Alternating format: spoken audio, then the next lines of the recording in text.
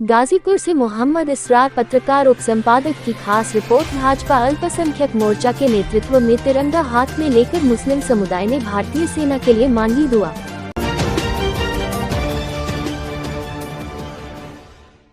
खबर गाजीपुर जिले से है, जहां पर भारत पाकिस्तान के बीच चल रहे अघोषित युद्ध के बीच नगर स्थित रोजाद्वार के मस्जिद में शुक्रवार की दोपहर भाजपा अल्पसंख्यक मोर्चा के जिला महामंत्री सनाउल्लाह सिद्दीकी शिन्ने के नेतृत्व में मुस्लिम समुदाय ने भारतीय सेना के लिए दुआ मांगी।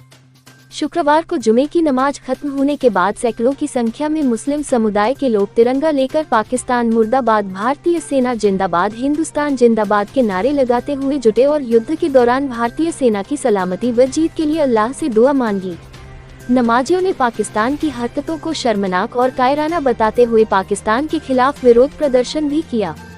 बता दें कि बीते 22 अप्रैल को पाकिस्तानी आतंकवादियों द्वारा पहलगाम में भारतीय नागरिकों का नरसंहार किया गया था, जिसमें 26 लोगों की मौत हो गई थी।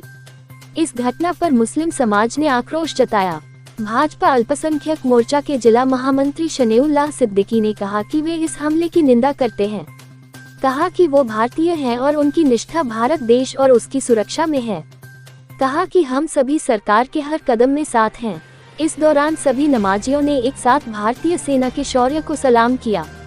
स्पष्ट रूप से कहा कि हर मुस्लिम देश की सेना के साथ खड़ा है। कहा कि पाकिस्तान में आतंकी पाले जाते हैं, उन्हीं आतंकियों ने पहलगाम में हमला किया। 15 दिन बाद भारतीय सेना ने शौर्य दिखाते हुए पाकिस्तान में घुसकर कुछ ही मिनटों में उसके आतंकी ठिकाने तबाह कर दिए। उन्होंने कहा कि भारत के मुस्लिमों का पाकिस्तान से कोई लेना देना नहीं है। कहा कि जरूरत पड़ने पर हम अपने शरीर के खून की एक एक बूंद सेना व अपने देश को देने के लिए तैयार हैं। इस मौके पर इम्तियाज, राजू, कल्लू, बन्ने, सिद्दीकी आदि रहे। और आप देख रहे हैं कि भारत और पाकिस्तान में युद्ध हो रहा है, तो क्या दुआ मांगी गई और क्या कहेंगे? ये आज जुमे की नमाज के बाद अमन चैन की दुआ मांगी गई और भारत को में रहने वालों के लिए जितना सुकून से पुरुष से रहे उसके लिए दुआ मांगी गई। और ये इस जुमे की नमाज के बाद बता दिया गया कि जब भी देश को ज़रूरत पड़ेगी, हमें इस मरहम मुल्क को ज़रूरत पड़ेगी, हम सब लोग एकजुट होकर तैयार हैं और भारत पाकिस्तान का मुंहतोड़ जवाब दिया जाएगा। हिंदुस्तान जिंदाबाद, हिंदुस्तान जिंदाबाद, जिंदाबाद। सन्नी भाई, जिस तरीके से भारत ने पाकिस्तान पे आक्रमण किया है और उनके टेररिस्टों कैंप को तबाह किया है, लेकिन पाकिस्तान ठीक इसका उल्टा कर रहा है। वो भारत के सिविलियंस को टारगेट कर रहा है और इंडियन आर्मी को टारगेट कर रहा है। क्या कहेंगे? उसने शुरू से यही काम किया है। आज़ादी के बाद से जब से पाकिस्तान का यहाँ से बंटवारा हुआ है, उनकी रणनीति यही रही है। हमारे यहाँ सरकार के साथ नहीं, आम आदमियों के साथ उनका सुलूक यही रहा। अभी पिछले दिनों आपने देखा था 26 लोगों को, बेगुनाह लोगों को जो वहाँ घूमने गए थे, उनको निहत्ते थे, उनको उन्होंने मारा। इसी तरह का वो कृत्य करता है। पूरी दुनिया में इसी तरह से वो जाना जाता है और पूरी दुनिया के लोग इसी की मजम्मत करते हैं। टेररिस्ट का कहीं अड्डा है तो पाकिस्तान के अंदर है। पूरी दुनिया का अगर कहीं अड्डा माना जाता है तो पाकिस्तान के अंदर टेररिस्ट का अड्डा माना जाता है। और अब की बार सबक सिखाया जाएगा। अब की बार उस दुनिया के नक्शे से पाकिस्तान का नाम नक्शा हट जाएगा। पाकिस्तान पे हमला किया है और पाकिस्तान ने भारत पर जो नागरिक है उन पर हमला कर रहा है। क्या कहेंगे? नहीं करना चाहिए। भारत ने पाकिस्तान, क्या बोला, फिर सवाल कीजिएगा। भारत ने पाकिस्तान पे हमला किया है और जो आतंकी टेररिस्ट के कैंप हैं उनको तबाह किया है, लेकिन पाकिस्तान ने इंडियन आर्मी पे हमला किया और भारत के नागरिकों पर हमला किया। क्या कहेंगे? उसने बहुत गलत किया है, इसका जवाब दिया जाएगा। हमेशा दिया गया और दिया भी जाएगा।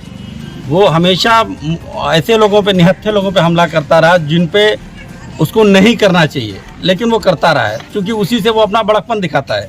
और जब यहाँ के लोग उस पर चढ़ाई करते हैं तो वो दूसरे देशों से मिलकर हाथ पे जोड़ने लगता है। ये प्रक्रिया उसकी बहुत पुरानी है और आज भी वही कर रहा है, लेकिन अब उसको अच्छा सा जवाब दिया जाएगा।